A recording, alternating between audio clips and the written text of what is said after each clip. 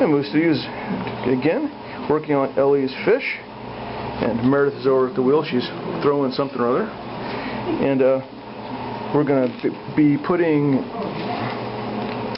This is Emerald Cloud. It's a commercial chromium green. It's actually gray because the chromium oxide is this gray color. And we're putting this on the inside, also spotting on the outside, and then we'll go ahead and dip the whole thing into another glaze called salt. We're just putting a thin coat of this stuff, and we're just kind of mopping on the inside, like that. And really not trying to be terribly neat about it. That's good. Okay, that's done with that stuff. Okay, we're using a commercial grade glaze called Salt the Buff, made by Potter's Choice by Amico. Unfortunately, it has to be mixed first, so I'm going to get my drill and my mixer, and we're going to mix it up here. And we'll show you that when we get to it. Okay. We're going to mix this for about 20 minutes. Don't fall asleep. Okay, once it's mixed, it should be uniform color.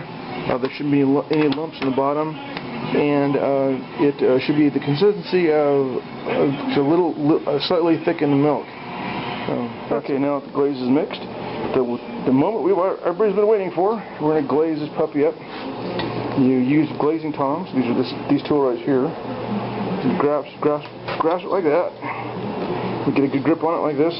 Get a hold to it. I'm going to take it over here to the big pot of glaze that we just made up. And we go, and a 1, and a 2, and we go. Thrash it around, pull it back out, let it drain. You notice how no glaze stuck to the bottom. That's a very good thing. Turn it over. The eyeballs and the crown came out clean too. Exactly what I want. Make sure there's nothing dripping. Put it over on a rack to dry. It's kind of dark there.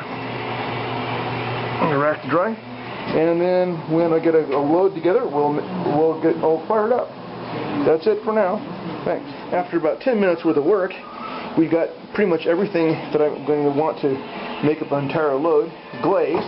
That's the beauty of dip glazing, is the fact that it goes really quick. I got this batch, that batch down there. If you can see it, probably it's too dark. Also some more stuff over here, and some stuff over there. And that should make up an entire load. Okay, now that everything's glazed, we're going to go ahead and start loading the kiln. Before I can load the kiln, you'll see that the kiln bottom is kind of weak looking. It needs a material called kiln wash on it. And kiln wash is a chemical that's actually a product of the aluminum mining industry called bauxite. In this case, this material is actually bauxite, a material called colmanite, also known as gypsum borax. And it's been mixed together, and we're going to go ahead and spread this on that shelf and all the intermediate shelves. So if I have a problem with glaze drips, in fact you can see one right there that actually stuck, idea is this stuff doesn't melt until you get to about 10,000 degrees.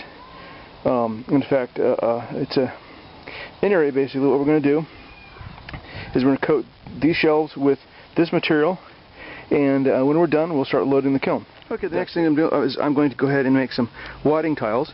These are regular bisque tiles. They're just pieces of clay that I was actually going to use to test glaze with. But what we're going to do basically is we're going to put the kiln wash on these, so I can put these under pots to get them up off the surface of this shelf. Just in case I got a lot of run out of glazes or something. I don't want a whole real huge mess. This will get them off. So worst comes worst, these will stick to the pots, and the pots won't stick to the shelf. So, at any rate, we're going to go ahead and do the same thing. We're going to use a roller and illuminate the kiln wash on these tiles, and we use these. Anyway, you could hand paint these if you wanted to, but frankly, I just find that a roller works just as well, and it's much faster. You can do a whole rack in about 2 seconds. And once you get one good coat on, you let them dry. You might want to put 2 coats on, but typically you don't have to. Just put 1 coat's fine. I mean, these are pretty much what you're doing is you're making junk, at any rate, because these are pretty much disposable. So, at any rate, once that's done, we'll get to actually loading the kiln. Okay, now we're loading, and the one thing you want to make sure is I've got these pieces that are already glazed. This is a piece called a furniture stilt. This actually hold the shelves above it. I want to make sure that these stilts are longer than my piece. And I'll look right here, and I see that it is in fact longer, so that one will go in the bottom. So this goes in the bottom, along with the other guy. And before I put that in, I want to put in a little brick. Little guy in. Give you about 1/4 inch to 1/2 inch separation. You don't want to touch because otherwise they'll stick. Once it's balanced, you want to go ahead and put one of your furniture stilts in, and that's where the next shelf will set. And we'll just keep doing that until we get the whole thing loaded. That's it. We'll be back when we get it fully loaded. You'll notice that the levels are not nearly as packed, as tight as when we were doing bisque wire. It's largely because these pieces can't touch. If they do, they'll stick together. The glass will actually melt. So basically, it takes about 2 glaze firings to make up an entire bisque firing. Because the bisque firing, you just pack on stuff on top of each other and just stack it up basically. Here you can't, unfortunately. So this is second level. We're going to put one more level on top, and then we'll close it up and fire it. And that's the last level. We're going to go ahead and now fire it to cone 6. Because it's glazeware, we're going to go, instead of going the step up like we would for bisque, we're going to go straight to high. And we're going to cook it for 6 hours. That'll bring us to about 2250 Fahrenheit, and which is cone 6. Give or take. I usually actually fire it until it, I fire for 5.5 hours and keep an eye on it, and what I'm looking for is a bright yellowish white color. Yeah, boy, it's hard to explain actually. Any rate, that's it. We'll see you when we get it open. Thanks, bye.